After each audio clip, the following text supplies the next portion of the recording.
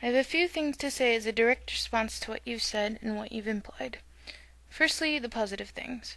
Good for you for saying that you cannot be created a vampire. I applaud you on this, as this was the first suggestion for me that you might not be a fake.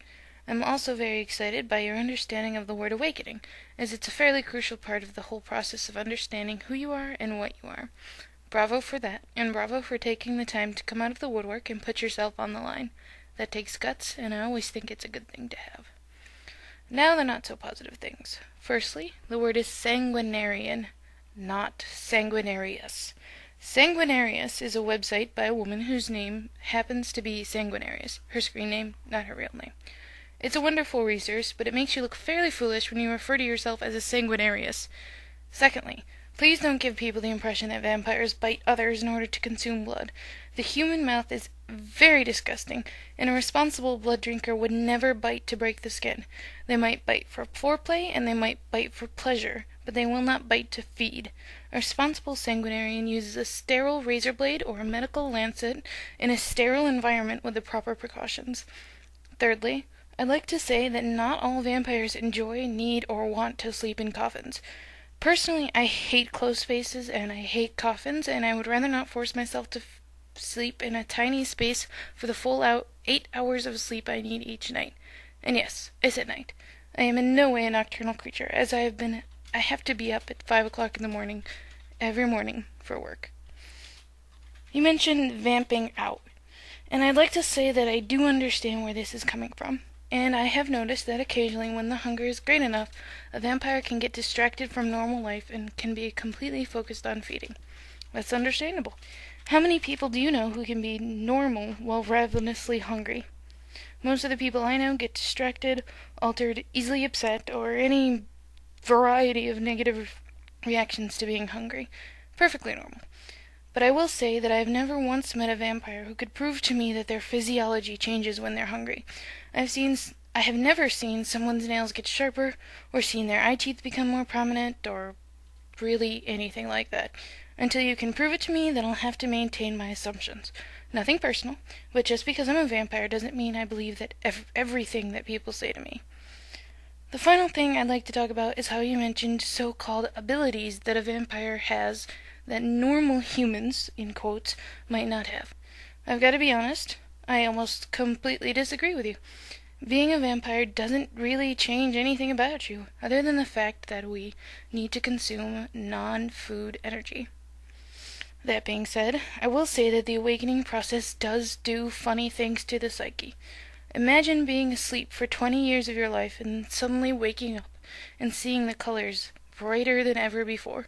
Food tastes so much more delicious than you remembered. The sun is much warmer, the air is more refreshing. That's exactly what it's like to awaken. When your switch is flipped, as it were, and you awaken to the real nature of your soul that you've been suppressing for most of your life, things get exciting.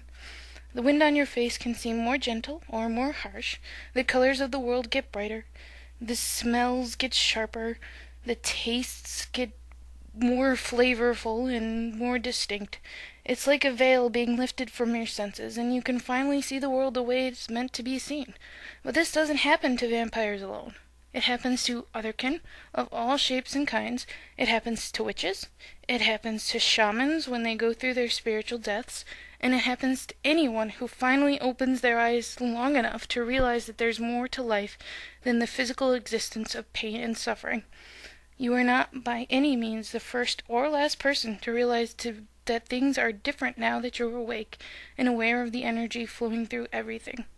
Frankly, I also believe that everyone can become aware that there is a beautiful, lovely, natural environment out there that can uplift us and grant us an awareness of the sacred wonder of life.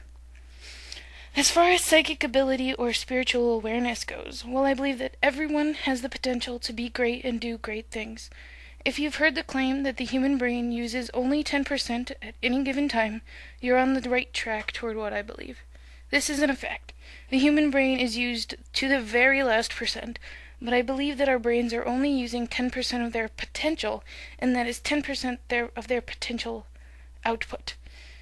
Here's why I believe this. The muscles of the body only use 10% of their potential strength at any given time. A weightlifter or someone who trains hardcore might use a little more frequently, but in general, 10% is all they give. Then there's the extremes of strength that one hears about, like a mother lifting a car off her child or a backpacker pushing a giant boulder off of his leg. At these moments, the muscles use 100% of their potential strength to save a life, but it's not a good thing. When used at 100% of capacity, the muscles are literally ripped from the bone and sometimes shredded. It takes months, possibly years, to heal the damage done. So obviously we couldn't use it all the time. But we might be able to get by using 20%. It's the same with the brain. Your average person uses 10% of capacity, but when we use more, I believe we get psychic abilities. Okay, I've been rambling, but I hope I got my points across in a way that you can understand them. In case you're wondering about my qualifications, I'm 24. I have been awakened as an otherkin for 7 years and awakened as a psychic vampire for 5.